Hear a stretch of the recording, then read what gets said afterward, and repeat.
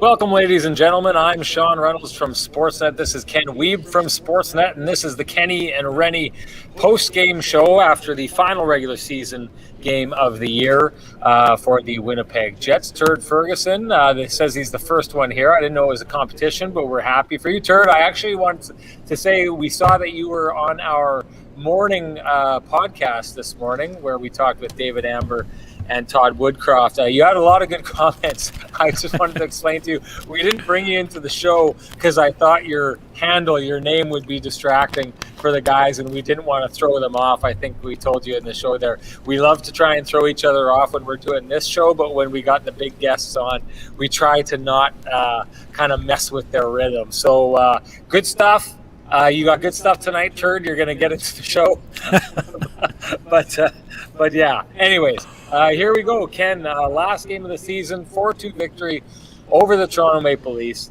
Jets win 3 of their last 5 games down the stretch. How do you break this one down?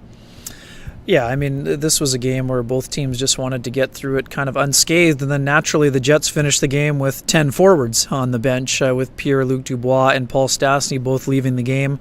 Paul Stastny leaving on his first shift. Fortunate for him, he was able to come back in the first period, but his final shift came with, I think, 5:16 to go in the second. Paul Maurice saying that both players will practice with the Jets before the series begins, and he expects them both to be in the lineup for Game 1. So that sound that you heard was a collective deep breath from many Jets fans who were concerned. I know there have been a few questions about Nikolai Ehlers. His status still, I would say, is questionable for Game 1. Maybe even leaning on the... I mean, again, is it doubtful? We're not sure. We'll see the next few days. Nikolai Ehlers did take an important step forward today, Sean, in skating in the morning skate with the non-contact gold jersey. He's shooting now, so he's taken steps along the path. Whether or not he'll be ready for Game 1, we'll see. In terms of tonight, we know this was a meaningless game for both teams in terms of the standings, but when a team has lost 9 of 11, they're looking for any type of positives that they can find. We know that had been a bit of a struggle down the stretch. 4 goals tonight, 5 in the last game. I would say that they're feeling a little bit more confident. However, they know that that's not the template they're going to have to use against Connor McDavid and company. Before I go forward, Energy 21 Design gives us this thumbs up. I want to get to something later in the show. I just want to make sure that we've got everyone in the room watching when we bring this up. He's got some great designs. If you didn't see him on Twitter, we're going to bring him up here a little bit later. So if you get too deep in the show, Energy 21 Design, Richard Medeiros, we know who you are. Make sure you give me a reminder. I should get back to it, though. Can I take a look at that game? I think that was absolutely mission accomplished for the Winnipeg Jets. Now, I say that knowing that was an entire no-hitter. I thought the Leafs made it clear they had zero interest in that game. It's funny, Dwight, who a lot of you will know from the chat room, was texting me the entire game, and we were texting back and forth, and he was saying he didn't like the tack that the Toronto Maple Leafs were taking. He doesn't like the idea of kind of either letting a team off the mat or giving them a feeling of having any accomplishment over you heading in. He thought the Leafs should have come in here tonight, dressed everyone they could, and tried to put their throat on the Winnipeg Jets and sent them into the playoffs with an ugly feeling. That was clearly not what they were trying to do, clearly not the philosophy they had. I mean, all I needed to know to see that was that they iced Austin Matthews in between 2 players who very likely are not going to be in the Leafs lineup come playoff time. I mean, you've got Brooks on one side and Galchenyuk on the other side. You take a look at that situation. I that's akin to me of putting, having a starting rotation with Mark Scheifele in between a player like Vesalainen and Gustafsson. 2 great young guys, right? But not exactly the guys that you would pop into the top line in those positions. And there was another situation in that game, Ken, I turned to you and I just said, this to me summed up the Leafs approach to that entire game. There was a 2-on-2 and Derek Forbort was covered by Nylander, and Derek Forbort beat Nylander to the net for a chance. And to me, that was just a clear indication that there was not going to be an effort coming from the Toronto Maple Leafs on this evening. And that's okay. The Jets have no control over that situation and how they handle it. What they did is they went and they handled their business. I like the fact that they've got their first line rolling now. They feel confident. They're not only finding those kind of seam plays and hitting the holes, is how Blake Wheeler put it. I think that is really that line's strength. When they're on the top of their game, they seem to find those, gray areas in between defenders and exploit those gray areas. We've seen them doing that the last couple of games. Kyle Connor is feeling confident and has that touch, that scoring touch that you want from your leading goal scorer. Not only that, though, that line is playing, I thought, fairly good defense and really good puck pressure up in the offensive zone, which we'll get into. I think is something that is going to be key in that Edmonton Oilers series. But they get that feeling there. Connor Hellebuck, a little bit of a tough rebound there, but shut the door when he needed to. But like Paul Maurice was saying, the lines were generating, getting some guys to the net. Dominic Toninato comes in and contributes and, makes his bid to find a place. All in all, I think other than what happened with Paul Stastny and Pierre-Luc Dubois, and the fact that I just think that the one last piece to this whole thing is getting Pierre-Luc Dubois some confidence and getting him going. I don't think that happened down the stretch here, but I think there's enough for the Jets to hang their hat on that I don't necessarily think, and I said this before the pregame, Ken, I don't think the Jets entirely put this terrible end of the season out of their mind, but it's enough to give them belief that they can put that out of their mind and that their fate heading into the playoffs can be a lot different than their fate at the end of the regular season. Yeah, no doubt about that. And I think the one thing that stands out about the play of the top line is that at the time, and I asked him about it, Paul Maurice suggested that after a line has been separated, there is a renewed energy when they get back together. And we talked about this because the blender has been out so often this year.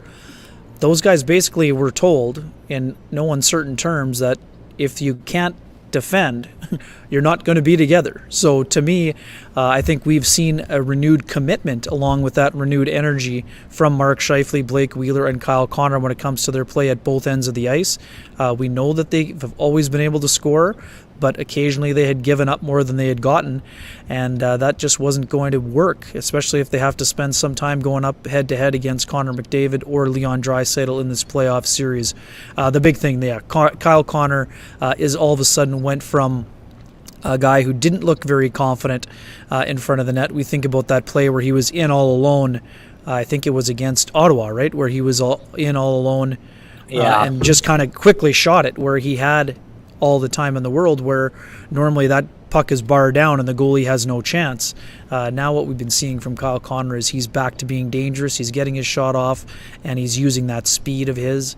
And again, Blake Wheeler, definitely a little bit of snarl mode when it comes to his dealings with the media, but he has elevated his game. There's no doubt about that. Points in 9 of his last 10, and he has found another gear, and he said that was what he would do after coming back from the concussion, and now it's up to him to do that in the playoffs as well, because we know the Jets cannot survive a series with the Oilers without the top line operating at a peak level.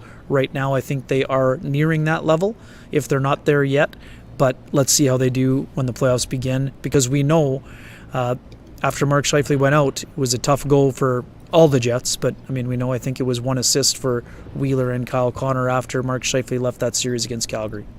You talked about that Wheeler snarl. It kind of makes me think of, and I don't want to blow this out of proportion, I'm not saying that Blake Wheeler is the Michael Jordan of hockey before anyone tries to go down that road. What I am saying is that idea, if you watch The Last Dance, and if you paid attention, through the 90s to Michael Jordan, he really was a guy that seemed to kind of need to generate energy in certain ways, and a lot of times it seemed like he generated it through hate or like the feeling of disrespect or whatever he needed to do. He was always looking to try and find a way to motivate himself, and I got a little sense of that with Blake Wheeler. Do you think he's that kind of player? Because he brought up the fact that I don't know if it's disrespect, he never said those words, I don't want to put words in his mouth, but he made it seem to me as though he felt disrespected by the fact that there were pundits at the beginning of the season who didn't have the Jets making the playoffs. And I wonder if you see that, or if you've seen that enough from him in the past to kind of determine that Blake Wheeler is the kind of guy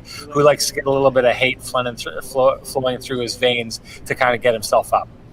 Oh, for sure. I mean, he is internally motivated by nature, but he also he finds fuel in other places. And as you mentioned, I mean, sometimes it's maybe not as evident to others as it is to him, but he has no trouble with focus or getting himself motivated. And I do think that, I think that when Blake Wheeler is in a snarly mood, I think that usually is him at his best when it comes to that. I mean, it doesn't always make for the best quotes, but guess what? Yeah. When Blake Wheeler is locked in like that, it usually means that his focus is, in a place that allows him to get to a different level, and a level that's required to, have success when it matters most. I mean, I think it's interesting. I mean, again, we know that the Jets are sort of dealing with this us against the world mentality, and Kyle Connor's right. I mean, when a team loses 6 in a row against the Oilers and loses 7 out of 9, there aren't going to be a lot of people saying, you know what, the Jets are going to roll over the Edmonton Oilers.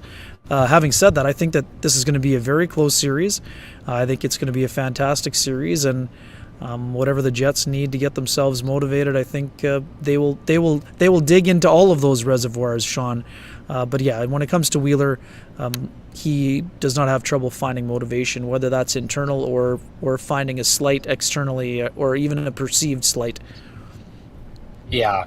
Hey, I think there's enough people in here. I want to go in this direction here. Let me get this up and off. I want to go to that Toninato question after this, but I'm going to bring this up. Richard Medeiros, Energy 21 Design.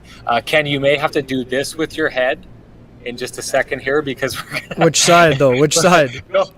Yes, you're doing the right way. Anyways, Here, let's have a look. Okay, there we go. I wanted to bring these up. So if you haven't taken a look at this, Energy 21 Design, Richard Medeiros did this. He drew up concept jerseys for all the historical sports teams that we've seen over the years in Winnipeg. So you'll notice they've got the Cyclones in there. You've got the Thunder, the Winnipeg Fury. I love these, Ken. These are something that I think should be in stores, and what a cool way to kind of express, I love it. I saw someone today on Twitter who was wearing the Keeping It Real shirt. I love those shirts, right? I love the hyper local idea of it. I love people, kind of claiming their own local identity. I'm telling you right now, if they were available, I'd be getting one of those Gold Eyes jerseys, and I'd be getting one of those Fury jerseys. The fusion of the soccer or the football style of design, yet with the hockey style of design with that Fury jersey, is absolutely gorgeous. And I don't know, I think I said this to you earlier in the day, but that Gold Eyes jersey, to me, and maybe this is a bad thing to say, but it blows the actual Gold Eyes jersey out of the water. Maybe it's just the hockey guy in me or whatever, but I was talking to Richard Medeiros, and I asked him if he would mind if I brought this up to the crowd. He said he didn't mind. I just thought these were absolutely awesome and deserved a shout out on the Kenny and Renny show. Take that off there. All right. Well, great job. Speaking of Richard, I think we have a surprise coming on our next post-game show, don't we, when it comes to Richard Medeiros? Do we? Well, yeah, what did he create for us for the playoff logo? Oh, that's right. I totally forgot about that. Oh man, that is good. Hey, let's why don't I get the logo up right now? Didn't have that rocking, but anyway. Hang on, let me. You look for that. You look for that, and I'll answer a question here. Why don't you let me handle it while you go to work here? Okay. Somebody mentioned Dominic Toninato, and yeah, man. I mean, when Paul Maurice told, I think it was Scott Bilk about his question about whether it was a carrot for him just to get a late season game after spending the majority of the season on the taxi squad after dealing with COVID, and he said no, it's an opportunity. I think some folks kind of looked at each other and were like, opportunity? I mean, the guy's hasn't played. Well, all of a sudden he's played 2 games and looks like one of those guys that, again, he's probably not going to be in the game 1 lineup, but if the Jets have to use him, they won't hesitate. I mean, Toninato is a guy who is effective on the forecheck. He's got good speed, good anticipation. He fit right in on their checking line, and he helped generate a goal. I mean, great forecheck by Adam Lowry, but a really nice pass from Toninato to find Mason Appleton. And there you go. Appleton's a guy who went through a pretty dramatic cold spell during an excellent season. All of a sudden now he's feeling confident around the net. And we know that the Jets are going to need that secondary scoring if they want to win this series. I thought it was interesting. I thought the same thing as you did, Ken, when it was brought up that he was being given an opportunity. I'd long thought that Dominic Toninato had been brought in essentially to just be one of the guys to give them a little bit of depth on the taxi squad. I think one quick one. Sure. Sorry, Gregory was asking where he came from. I mean, this is a guy that has some NHL experience. He was on the Florida Panthers team last year. I saw him a couple years ago in Colorado when he was with the Colorado Eagles. He was a high-end AHL player, but he's also been a depth guy at the NHL level too. Skates really well, and you have to like the energy level that he's been able to provide after what sounded like a pretty significant COVID scare. He didn't want to get into it, but it sounded like his health was in some serious question after a COVID scare in November. Yeah, that was a scary situation. But boy, oh boy, 2 games here absolutely jumps all over his opportunity. Mason Appleton said that. And I mean, it was a little bit of a debate up in the press box afterwards today, just on the idea of his chances of potentially fitting into the lineup in the playoffs. I definitely see it, Ken. And we've talked about this in the past, and we've talked about the utilization of Jensen Harkins throughout this season. I would have thought we would have saw more of Jensen Harkins. I would have thought, based on what he did last season, that you were going to see a lot more of him. I called at the beginning of the year a breakout season for him. I don't think he was given the opportunity for that breakout. I thought Dominic Toninato in those 2 games definitely put himself in a position to fill in on that fourth line ahead of Jensen Harkins on a year where it seems evidently clear that Paul Maurice wants to have as much veteran leadership in his lineup as he could find. And you touched on it, the fact that he was in the playoffs last season. I mean, that's a real benefit for, I know Jensen Harkins was as well, and I know that he did well in the playoffs last season, but I thought Toninato definitely put himself in a position where he's at least an option. I'm going to unveil the logo here. If this doesn't get you in the mood for the whiteout, I don't know what does, but that is slick. Richard Medeiros, we owe you so much. You've done such a great job with this stuff. It means a ton to us. Thank you so much. I guess we can leave it up, eh, Ken? It's playoffs I think now. Sure, why not? The season's over. Yep, season's over. So it's done. And I mean, I see people keep rolling into the chat room more and more and more and watching because they're seeing all Richard's great stuff. So thank you so much for that, Richard. Keep that kind of stuff coming. It's awesome. Well done. Very nice. One quick one here. I just want to get a quick one on Harkins. I mean, I had Jansen Harkins as my early favorite to maybe be chosen by the Seattle Kraken in the expansion draft, but it's been a little bit strange. I mean, obviously we know that he had that great training camp scrimmage with Thompson and Lewis, and then he hurt his groin, I think, and then things just didn't go well for him, and their opportunities just weren't there, and not a lot of injuries up front for the majority of the year. It's been tough, but I think that Harkins is a guy that can really bring some energy and some offense in secondary scoring in the playoffs as well. Some folks asking who comes out. I mean, we'll see what happens on that front. We obviously expect Kopp to be back in the lineup. I'm not giving up on Harkins. I think he still has a good career ahead of him, and it'll be very interesting to see how the expansion draft goes. Obviously, I think right now Appleton would kind of be the odds-on favorite to be chosen, but again, a lot of things can change before July happens here and Seattle starts picking their players. But again, Harkins would be a guy that if he's not chosen, he could probably jump onto that line with Lowry on the checking line next year, and there wouldn't be any drop-off whatsoever. And he had a really nice play to Trevor Lewis in that first period. At that time when Scheifele had to skip a shift because of his skate issue, Scheifele came out with Lewis and Harkins just makes an exceptional cross-ice pass to Lewis, and I think it went off the post after Campbell got a piece of it. And I know someone mentioned, hey, pump the brakes on Toninato. I'm not saying Dominic Toninato is going to be on the second line for the Jets. What I'm saying is, with his skill set, he's a consideration. That's all I'm saying here. And he has some experience, and again, fresh legs at a time of year where it's been tough mentally and physically on a lot of players. It's good to have depth options in the system for a team to consider, because as we know, Sean, after the first game in the bubble last year, the Jets were suddenly in need of 3 forwards who were unavailable. So any team that wants to go on a run of any kind is going to need to have some depth, and Toninato showing that he could be some of that depth in a year where he's only played 2 regular season games. Pump the brakes, Ken, okay? You're not allowed to talk about that stuff. Okay, hey, let's tackle this question. How much angst will there be in Jets on? And you know what?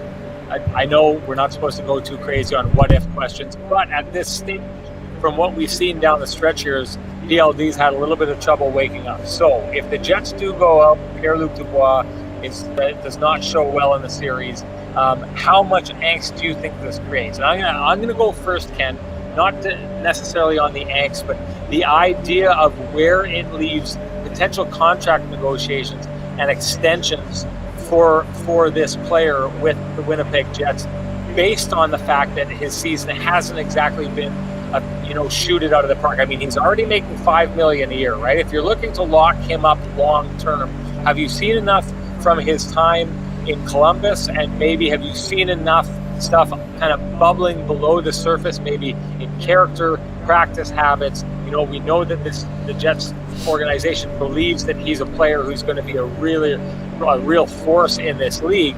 But I'm trying to think of what it would take to lock up Pierre-Luc Dubois. Is he going to be wanting Kyle Connor money? Is he going to be wanting more than that? And whether you can justify paying that player that amount of money based on the season that he's had this year. Yeah, I mean, I think that what we had talked about earlier was that the Jets would kind of be in a hurry to kind of get Pierre-Luc Dubois to plant the flag and sign long term, but he has another year in this deal at $5 million. And yes, based on how it's gone, I think the best thing for Pierre-Luc Dubois is to go home and have a reset, the same way we were talking about Patrik Laine after the last game. Both you and I don't believe that Patrik Laine is finished, nor do I believe that Pierre-Luc Dubois is finished. I think this has been an incredibly difficult year. He doesn't express himself in the way that Patrik Laine does, but what we know is that Dubois is not happy with how it's been going. Even when he was playing well, he wanted more and felt that there was another level. So I understand the frustration and the angst.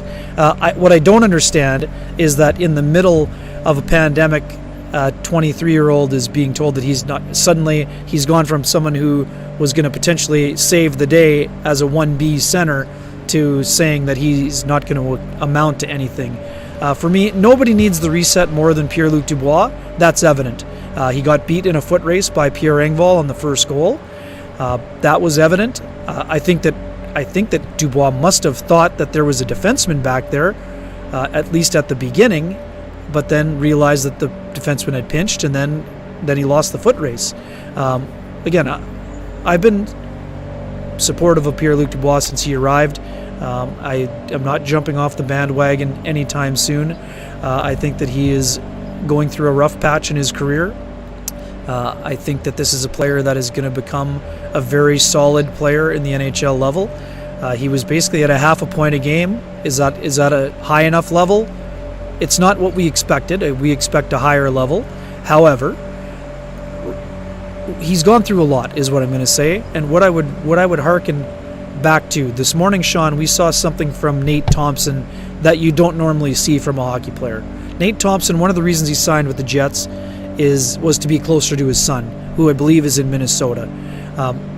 Nate Thompson was very emotional and talked about how difficult it has been for him to not have seen his son since before the season started in January. That's a 5-month period where a father whose child is primarily with the mother has not been able to see his son other than on FaceTime. So we don't know what's going on in someone's life. We know that Pierre-Luc Dubois has been through a lot this year. A public divorce from the team that drafted him, a trade request that was very public, a benching that was even harsher than the one that Mark Scheifele had on national television. And he came to a place, got injured in his second game, and then was playing catch-up for the entire season. Right now, does he look like the Pierre-Luc Dubois that was in the bubble dominant against the Toronto Maple Leafs? No, he does not. But that doesn't mean that at some point he can't find that level. You don't forget how to play hockey at 23 years old, for me. So to me, yeah, I understand the frustration. And folks, you can be as disappointed as you want, but to suggest that he suddenly forgot how to play hockey is ridiculous. This guy cares about the game. He cares about becoming a better player. And all the conversations that we've had with him, and again, I had spoke to some of his coaches from his past that know him a lot better than I do. He's a driven individual. He wants to win. And you know who's most disappointed about how it's gone for him so far? Not you, the fan. Pierre-Luc Dubois is the most disappointed. And you know what can change things? Having an impactful playoff run. And again, that's what I expect him to have. If he doesn't have it, I'm not going to come out here and say this guy's finished either. I think I'm going to say he's going to go home, reset, take his mind off of hockey, get himself in the best shape entirely possible, and have a dominant season next year. I think the contract extension is the last thing on his mind, and I think it's something that could be tabled until at the end of next season if it had to be. But again, I expect we're going to see the best version of Pierre-Luc Dubois probably as soon as this series, because the Jets are going to need him to have an impact against the Edmonton Oilers if they want to win the series. Ken, I just want to bring this up here. Winnipeg Jets 280 teasing us, saying those silly pundits were proved very wrong, Sean. For the record, both Ken and I had the Jets making the playoffs. And I'm going to toot my own horn here for a second, Ken. Last year, when the Sportsnet pundits were picking Stanley Cup winners, I correctly picked the Tampa Bay Lightning against the Dallas Stars in the final, with the Tampa Bay Lightning winning. Actually, at the Sportsnet shop, 4 of us had that out of 18 guys picking. So this year, this is just to say, this is all, it's all crapshoot, because this year I had the Philadelphia Flyers coming out of the East to represent in the Stanley Cup final. I don't think that's going to happen, Ken. I don't think it's going to happen. But I also had them going up against the Colorado Avalanche. I think that is going to happen. You think differently, and we're probably going to have yours and my ideas clash in the second round here, are we not? Because you think Vegas is going to the final. I think Colorado's going to the final. If it's based anything on the predictions, our pre-game predictions, I'm pretty safe. I think you beat me by 1. That's ridiculous. I let you pad the stats tonight. Please. It was a runaway. I coasted. I was the Toronto Maple Leafs on the ice. Yeah, tonight. good. You were Morgan Riley. You were Morgan Riley tonight. Yeah, I guess so. Okay. Your thoughts on him being moved to wing, like the experiment at this stage? And it's funny. Hey, don't think I didn't notice. We haven't talked about this, but the other day you asked about my entire theory of dropping Pierre-Luc Dubois down onto that third line alongside Adam Lowry. You asked the question to Paul Maurice. I did about that. You did, and I thought, man, I don't think you liked his answer. I hated it. In fact, I probably never asked him because I don't think I wanted to know the answer. But the experiment on wing here, that could potentially lead to that. I'm still holding out hope for it. But the move to wing tonight, I mean, I guess it's hard to gauge from it. But just the idea that Paul Maurice is going to that experiment at this time of the year, what do you think that means? Yeah, what I think it means is what we talked about before. I think it's about unlocking things for Pierre-Luc Dubois, and I think it's about trying to make life as easy as possible for him, that he doesn't have to worry about face-offs, he doesn't have to worry about down-low coverage. He just needs to worry about protecting the puck on the wall, which he is elite at times because of his strength. I think it's a way to try to get him to take on a bit more of a shooter's mentality. We know that I think there's been a lot of times this year that he has deferred to his line mates, especially when playing with Ehlers and Kyle Connor. I like the move. Again, this guy is going to be, I think, not just a second-line center. He's going to be a first-line center at some point for the Winnipeg Jets, I would imagine. But I think it's a smart thing to do. I think there are some options in terms of moving him around, and I think it reiterates a point that I have argued a little bit against, and not completely, as you know, but I think it tells us that Paul Stastny's been this, he deserves to be in the top 3 Jet centers right now based on his play. Agree. We know that he can handle the role, and as I've talked about before, and as of you, Paul Stastny has had success in those head-to-head matchups with Leon Draisaitl. So I don't think it's a surprise that this move is made, nor does it suggest a lack of confidence. It just suggests that the Jets are equipped to have Stastny in the middle and for Dubois to try to figure things out on the wing. Where he ends up in terms of line mates, not even I can. The crystal ball is a little bit cloudy with that one for me, because that option that we talked about, Paul Maurice has doubled down and said he basically, Dubois, his preference is to be on the right. So now all of a sudden, if he's with Lowry, that means moving Mason Appleton over to the left, which he did a bit last year. But there's a lot of moving parts for Dubois to end up playing with Lowry, I believe. Ken, the idea of him coming in, and I think right off the bat, I had assumed that Pierre-Luc Dubois would really kind of explode when he came to the Jets, because there's just so many talented players for him to play with. You'd think that he would have had a bevy of high skill wingers to play with compared to what he was seeing when he was in Columbus. But it's got me thinking, when you were talking about this, the idea of how players have come in to this Jets organization.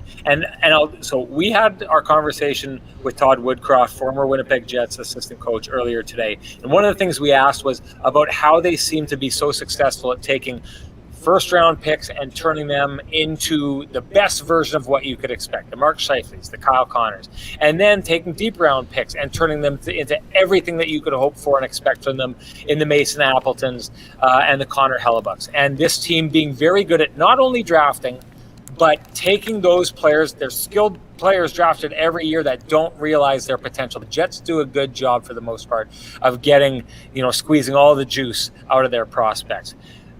Now, so I take that, and I think the development side of the Jets is going to get a hold of Pierre-Luc Dubois this summer, and they're going to get him moving in the direction so that he fits in with this organization. I think this summer is really going to be where things get figured out, if they're going to get figured out by Pierre-Luc Dubois. And from what we've seen from the Jets, they're capable of doing that. But the idea of players coming into the lineup and succeeding, Paul Stastny did it. He fit in, he clicked, it happened right off the bat. Kevin Hayes, who's a phenomenal player with the Philadelphia Flyers, it never really happened with, right? Didn't work for him. Didn't work for him. Cody Eakin, another guy who got brought in, didn't overly work. And I mean, his time in Buffalo this year was tough as well, so maybe it's where he's at in his career, but it didn't overly work. Dylan DeMello came in, did really well. But I'm wondering about the idea of players coming in and trying to fit in, trying to find a place with the Winnipeg Jets, because if you take a look, Kevin Hayes and Pierre-Luc Dubois are two really big, skilled centers that came in here, and it didn't automatically click for. And I'm wondering, in your opinion, why that may be. And I feel like I'm springing this question on you, but you're the pro that you are, and I'm sure that you're going to be able to handle it.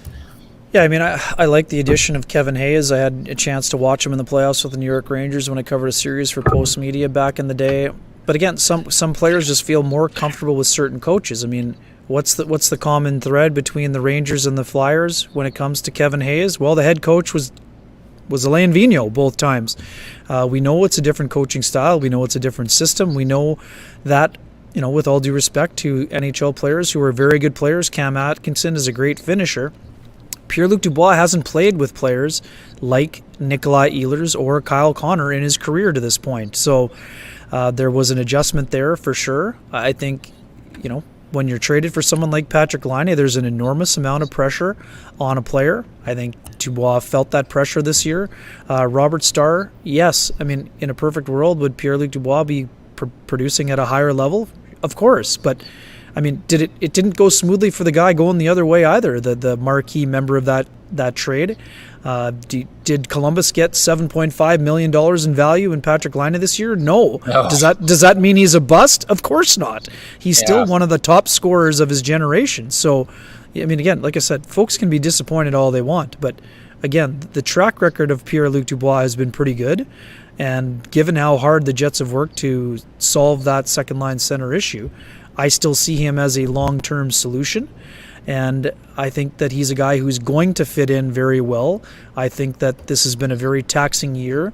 One thing that we've heard about a lot, Sean, I mean, again, imagine how tough this would be. Pierre-Luc Dubois is in the same city as his parents for the first time since before he probably went and played junior hockey, but he can't just go over to dinner with them.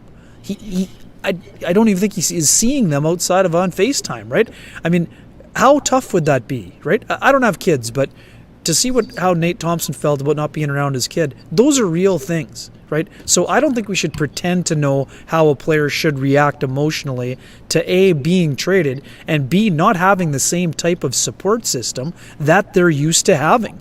Yes, I get it. Well, he makes $5 million. Life should be easy for him. I mean, come on, folks. How many rough days have you had during COVID? I know I've had a lot, and I'm one of the most positive people around. So, I mean, I think people are trying to do their best to get through this situation. And I think that Pierre-Luc Dubois is going to have no problem whatsoever proving his value to the Winnipeg Jets or to Winnipeg Jets fans who right now don't believe that you're getting that value. Just before we go forward here, a lot of people asking if we're going to do playoff beards. Now, the answer to that is going to be no. I think I can't believe I got away this long with the hair that I've got at this stage.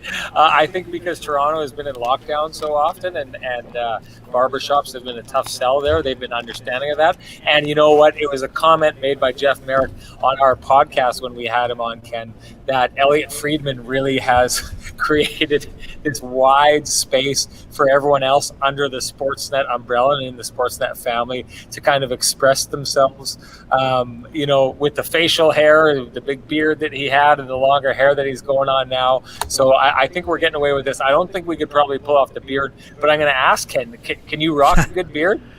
Yeah, in my 19-year-old season in Winkler, when we made the league final, I had a goatee. I don't have good connectors, Sean. That's my issue. The side part of the beard, pretty good.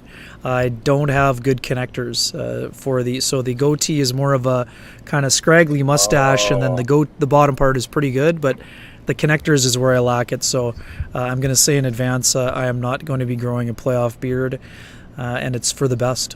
So I would say this, you couldn't pull off the handlebar look. I don't have to worry about you retiring and driving off into the sunset on a motorcycle with the handlebar mustache. That's not something I have to worry about.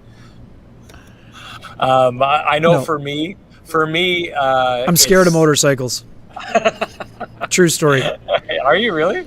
Is it one worth getting into, or no? Let's leave it at that. There's no story. There's no story. It's not for me.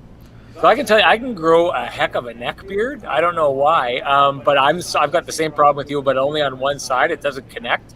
And then I've got zero ability to grow sideburns. Like growing up in the 90s with the 90210 stuff going on, and everybody had the sideburns. All my buddies had the sideburns going on, and I just cannot grow them for the life of me. I got a couple of wisps there. I can pull off a beard. It's like, and I'm going to date myself here, but it's kind of like do you ever see that episode of Cheers where they have the beard growing competition and they put everyone who grows the beard through all kinds of tests, like the tug test, and then there's the absorption test where they spill beer on the top of the bar and they have to soak it up with their beard, whoever soaks it, all these different tests. Anyways, Cliff Clavin shows up, and for like the weeks leading up to the beard competition, he's got like the wispiest, worst beard, and then all of a sudden in the last couple of days it just fills right in.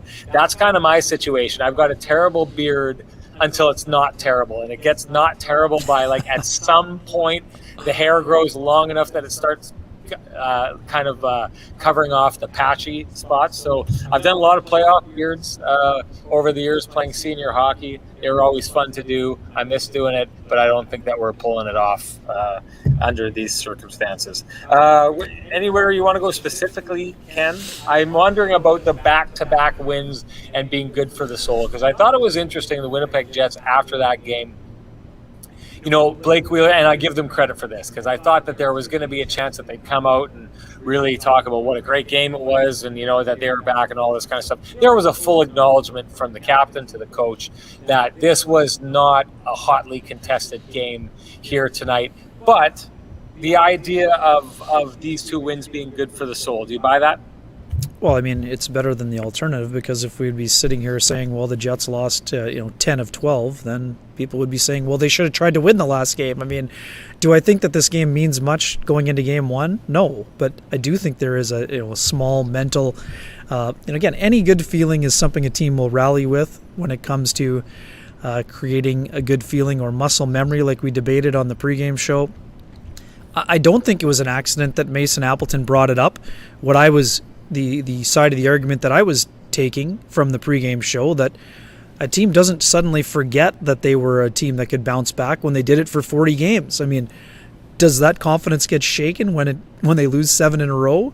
Of course, but it doesn't mean they forgot about that other piece of the pie. I mean, the other thing is all about sample size too, Sean. I mean, and everyone else in the chat room. Things change quickly in the NHL, right? If this was an 82 game season, the Jets might have missed the playoffs. But the other thing is that might have been their only losing streak, and they might have figured it out. I mean, we don't know that. So, I mean, that's the beauty of the playoffs. When the puck drops on Wednesday, none of what happened up to this point is going to count for anything except mentally. And like you said, creating muscle memory. But you don't get any, like, the Oilers don't start with a 1-0 advantage because they won the last 6 games against the Jets. That doesn't mean anything. And if the Jets win game 1, then what? All of a sudden we're going to say, well, no, I mean, maybe it didn't matter. Well, that's what I'm saying today. It doesn't matter if the Jets lose or win game 1. What's happened to this point is part of the narrative, but it's not going to equate to what happens. We have a lot of lessons to learn from those 9 meetings. But again, this is a different season than any other. Teams never play each other more than 5 times in the regular season. So who learned more about the tendencies? I mean, what I would always say, Sean, is it better to win the season series in the regular season or in the playoffs? That's an easy answer to me. And it's the only one that matters, right? Because no one's going to care if the Jets went 2-7 against the Oilers if they somehow find a way to upset the Oilers. Is it a hard task to ask? Absolutely it is.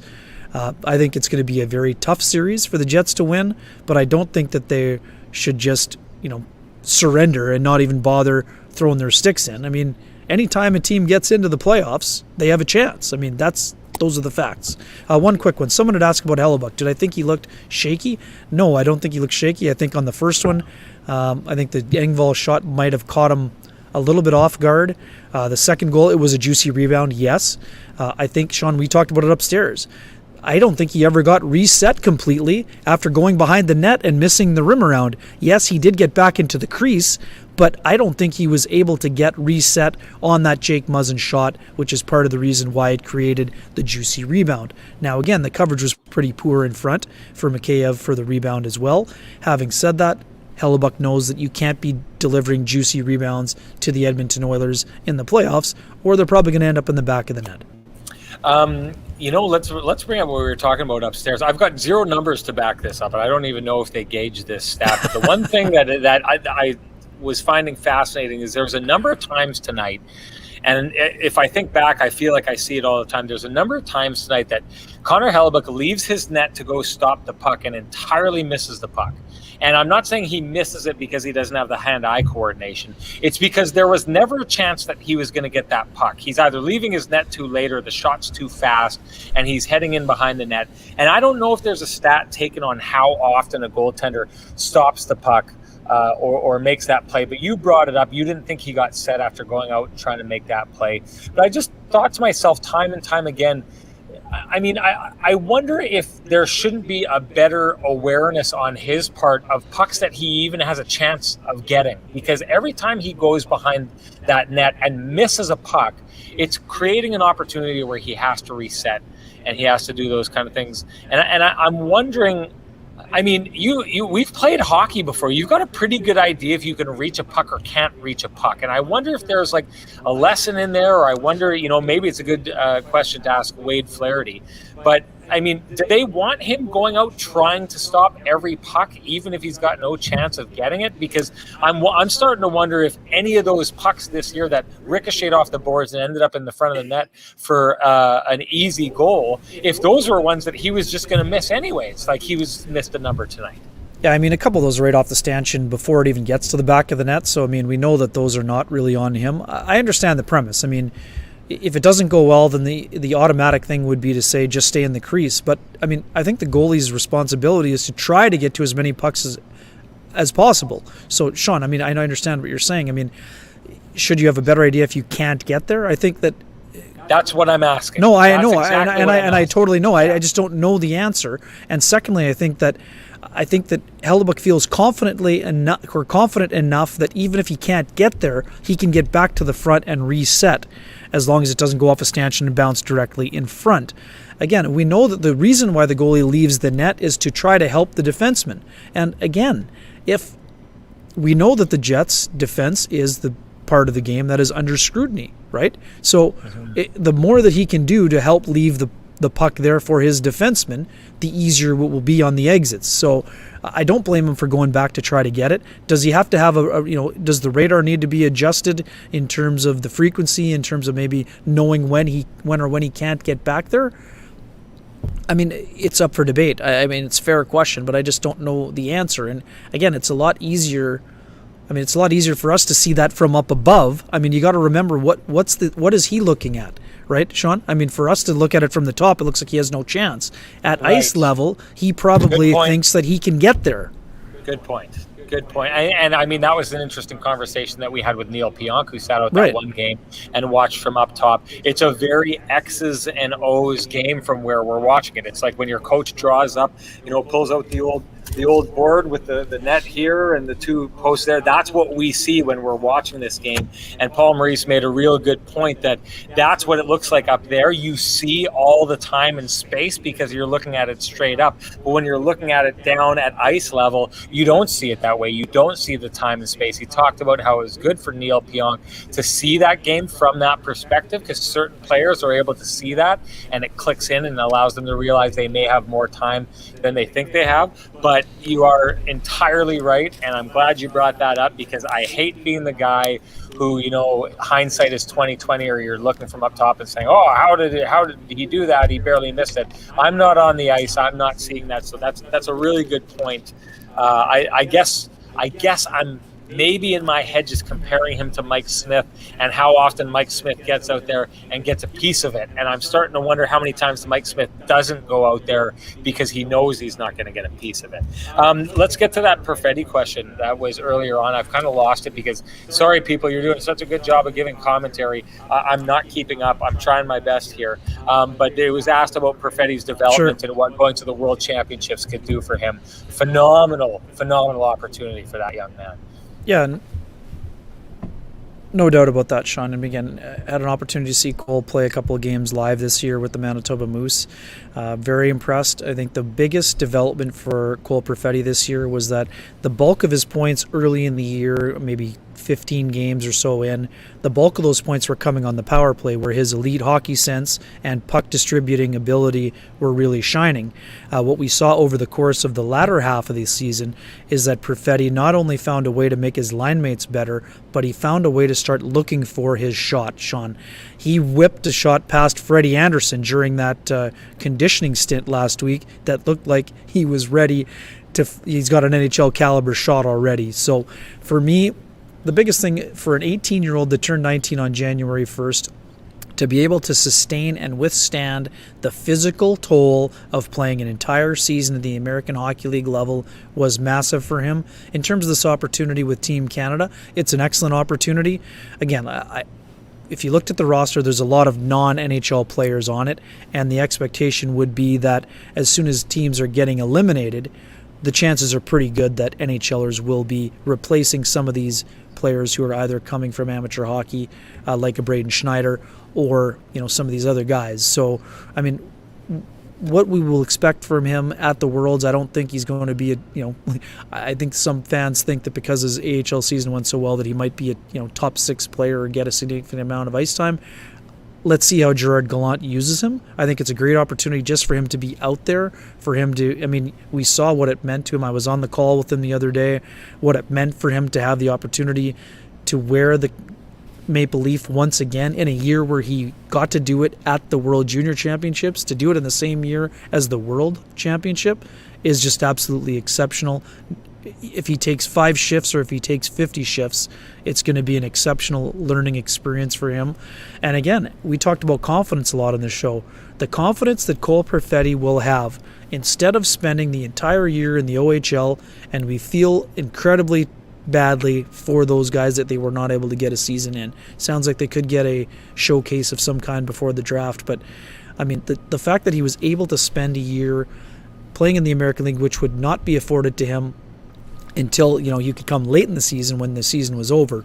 man, what a great opportunity. And it's just going to have him oozing with confidence as he gets ready for his first full NHL training camp. Yes, he got a taste around the Jets, but because of the quarantine, he wasn't in training camp this year. He's going to be in training camp next year. He's going to probably have a chance to play some preseason games, and let's see what the summer brings for him. But this was a massive year in terms of his development, and this is basically the cherry on top, getting this invite to go play for Team Canada. I'm loving the chat room here today. I'm taking a lot of heat for my white complexion. Want to know what the worst part of this is, Ken? Never mind the fact that you're getting jawed at by Josh Morrissey and then Todd Woodcroft earlier today about having the tan. The worst part about this is I'm the one of the two of us who's wearing makeup right now. I'm the one who's like darkening. Oh, natural, folks. Oh, natural. To try and handle the cameras here. So like you're showing me up, to be honest, Ken, and I don't appreciate it. But whatever. Really I'll sorry. Hit the tan bed. I know what a lot of people were thinking, including Josh Morrissey, who probably assumed that on that off day I was golfing. I was not actually golfing. I went out for a walk, getting my 15,000 steps a day in, and I went for a nice walk this afternoon as well. There was no golf involved, but hopefully that can change in a while. But I mean, again, we're working. This is a great time of year, Sean. We'd love to be working in the playoffs. I think it should be a fun time. But yes, another good reminder. Get the sunscreen out, folks. I mean, we haven't had a lot of great weather this week. We've had a couple days in the 20s. To me, it's in a good spot, but I'm like you. So there's not a lot of in between tan for me. I go either pretty pale to lobster-esque. So it's a great reminder to get the sunscreen going. And when I wear sunscreen, it's like 50. Like I don't like to burn. I don't like to get the tan. There's not a lot of golden brown for me. I burn really easily, so I go with the 45 or the 50. See, and this is what's so disappointing to me. If anyone on this chat knew my old man, my dad had like the darkest complexion that anyone had seen. He used to call himself, I don't know, but he would tan in the summertime, and he was so dark. And I can get pretty tanned. I roofed for a lot of years. You go up on the roof, you take your shirt off. I always had a great tan, but hey, I'm looking at the results here too, Ken. It's not even a competition here right now. You're glowing warm. I'm making it feel like is it mid-December right now when we're doing this show? I don't know, but well, hey, one quick thing. I mean, I lost the weight first, but then you followed suit, so you'll have plenty of time to work on your tan. Straight to the tanning bed for me, Ken. I'm trying to keep it. Hey, imitation is the sincerest form of flattery, my friend. Let's get to this Edmonton Oilers, and I wanted to we talked about this in the pregame, but I'm going to give my kind of idea of what I think the Jets need to do here.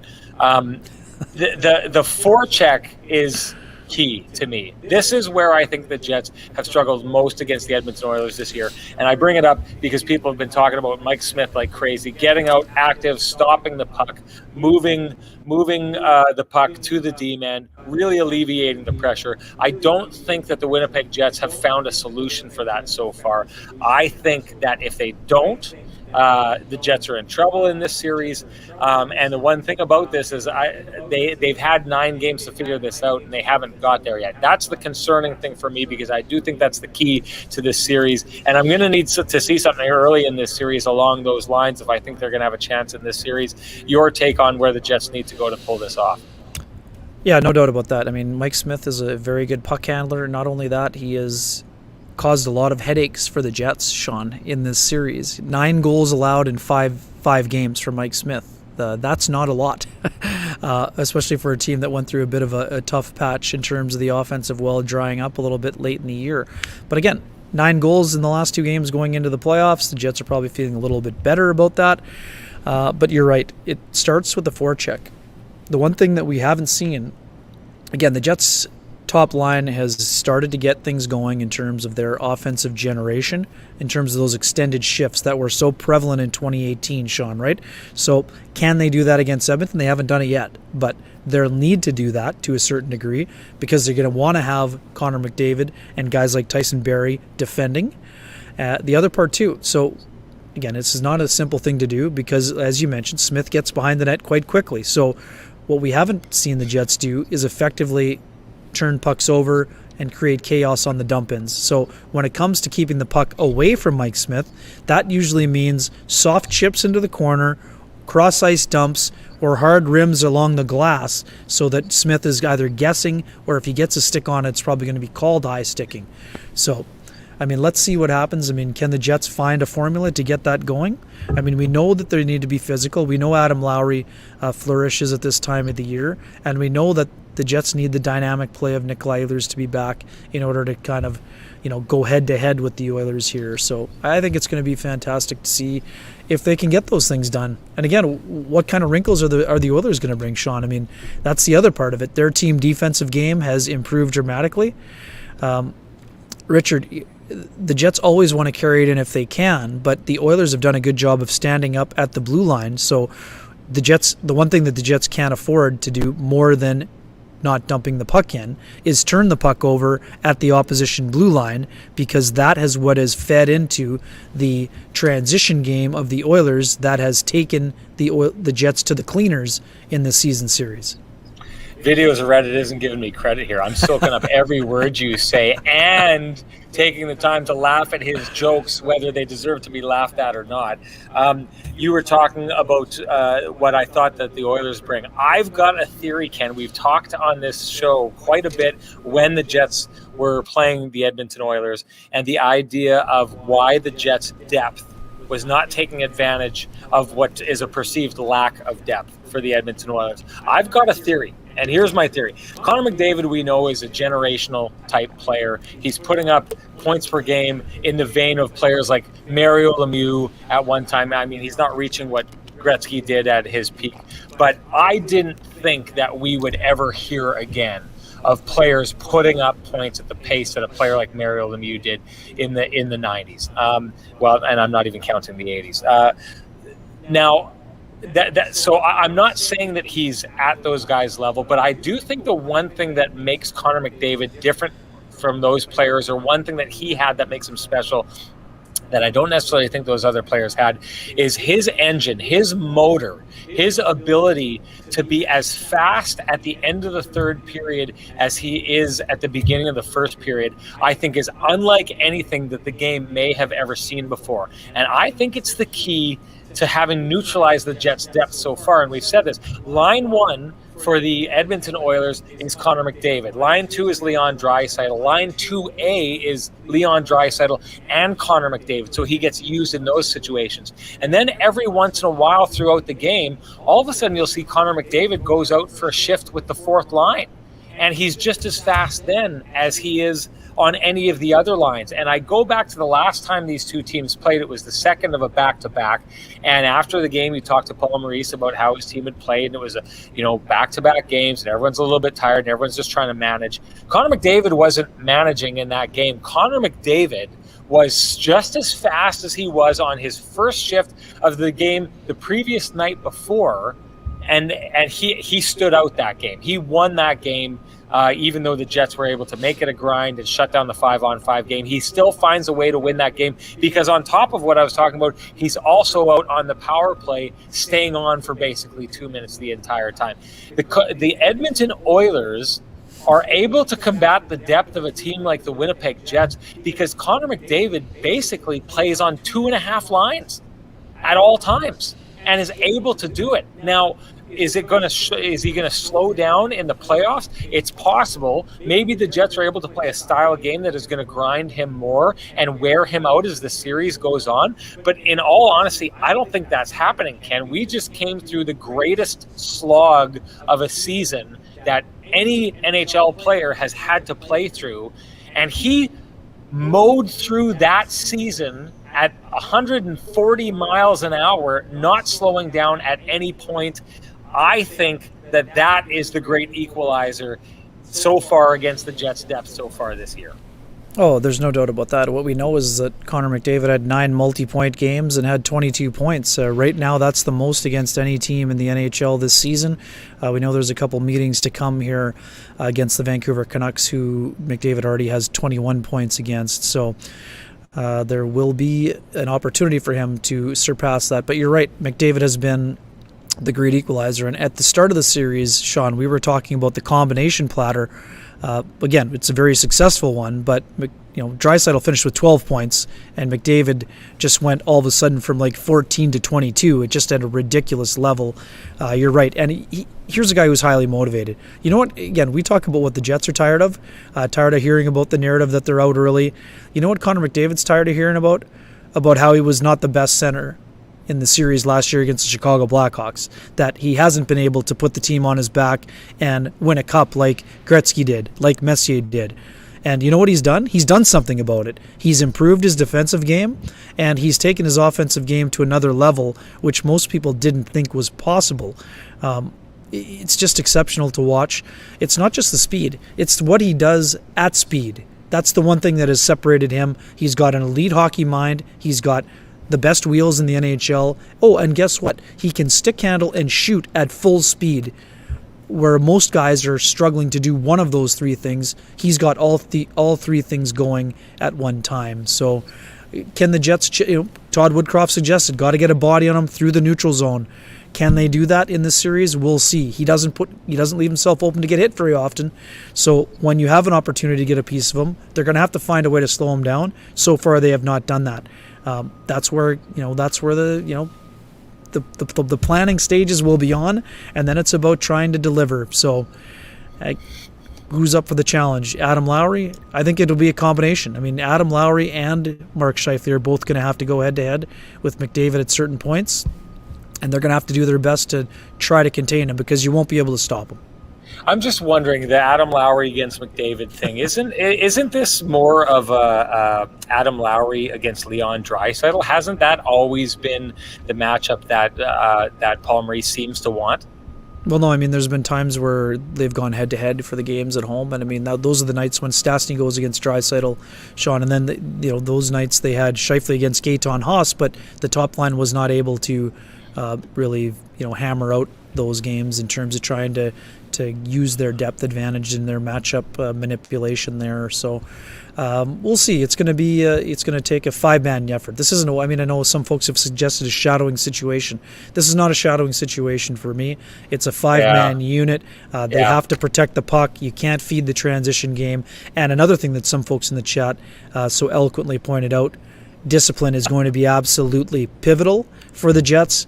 While the Jets' power play is struggling mightily, the Oilers' power play is really operating at a successful clip, and they're going to need to keep them off the power play if they have any chance. I have to respond to something quickly. I was not at Gordie Howe's first game. I didn't actually see him play in the WHA either.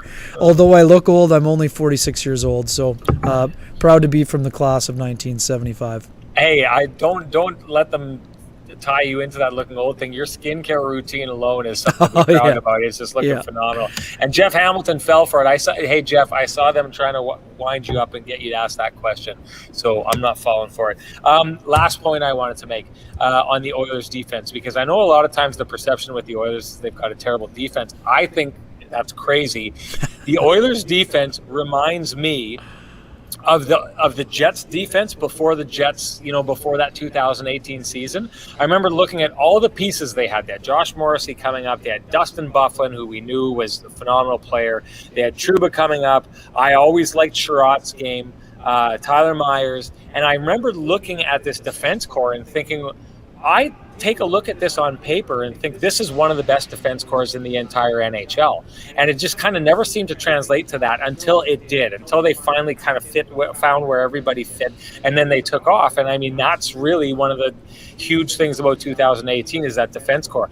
I have felt the same way about this Edmonton Oilers group, not as strongly, but you've been talking about Darnell Nurse and been beating the drum of him being a potential Norris candidate. I think you're absolutely right when it comes to that. I think Larson is this great, steady, shutdown defenseman, the kind of likes that you need in a situation like this. Tyson Barrie is doing exactly what you ask from him in putting up points. That's his role. He knows how to play it. He's not the most offensive guy, but you are getting from him what you went out and asked him to do. Ethan Bear is a great young player. I mean, keep in mind, you take a look at some of the players like Broberg or what's his name? Bedard?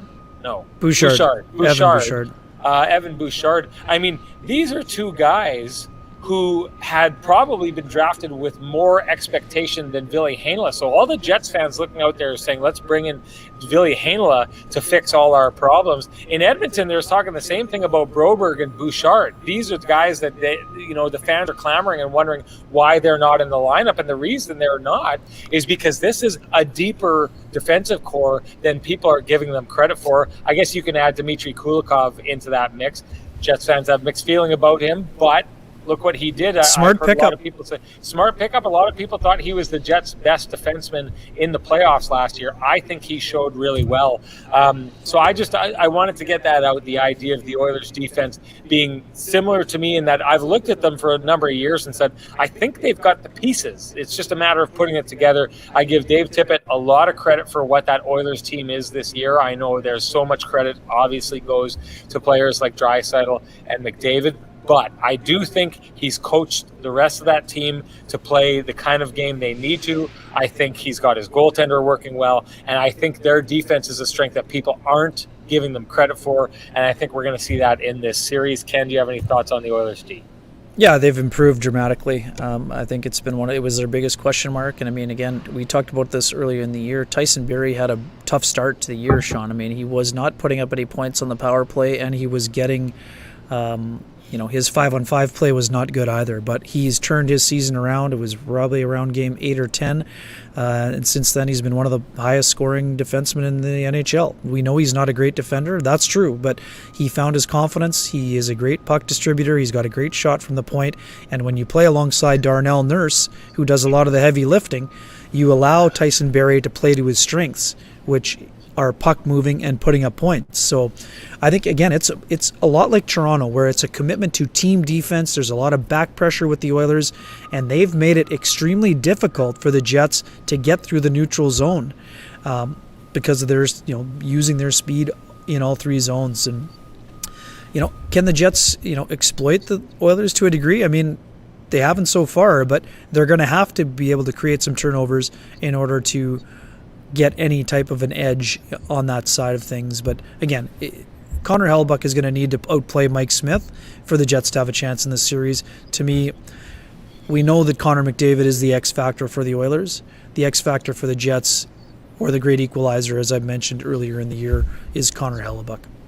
Fun night here tonight. I had a lot of fun here, Kenny. Kenny's water bottle asked, will K and R be on during the playoffs? You're damn right we're going to be on during the playoffs. Looking forward to it. Going to have a lot of fun. We're going to do a preview show, Ken? I think on Tuesday afternoon we're going to try to get something together. Yep. Tuesday afternoon. Should we? Well, I don't know exactly. We probably exactly. should have figured out a time before we came on here. Stay tuned. Check our Twitter. Yep. Yeah, we'll get it fired up. To Ken's and my Twitter account, and we'll try and get that going. We'd love to have you join us because once again, it's a night of you driving the conversation. I had a ton of fun here tonight. Lots of John. I'm going to be called a vampire now for probably the next couple of weeks after this. Thanks for that, Kenny. But hey, thanks for joining us, everybody. It's been a great regular season. Let's make it a great playoffs. And I can't point to it because it's in Ken's box, but gorgeous Kenny and Renny whiteout symbol by Richard Medeiros. Great jobs. Got me in the mood. Got me ready. I'm ready for this, Kenny. I hope you're ready for this out there, everybody. Thanks so much for joining us. We will see you before and after game one, and we'll do a preview show. You're just going to see it. Just leave it at that. Thanks for joining us, everybody.